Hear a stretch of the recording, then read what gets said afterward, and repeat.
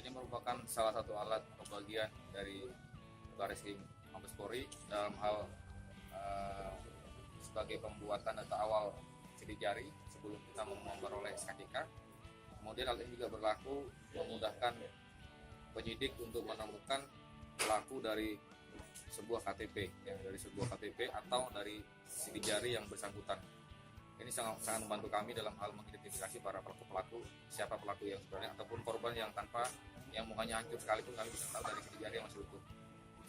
Termasuk ada penemuan mayat segala macam. Ya, kita bisa temukan dari penemuan mayat yang mukanya sudah hancur, namun dia masih memiliki sidik jari yang utuh.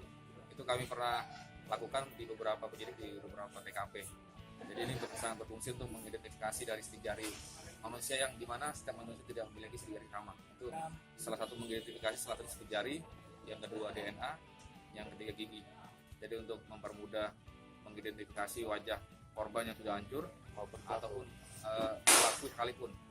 Akan tapi syaratnya minimal mereka sudah terdata di sistem eKTP. Ya. Jadi bagi warga yang belum ada eKTP, khususnya warga Bandar Lampung, segera eKTP. Karena itu akan terkoneksi langsung dengan pusat.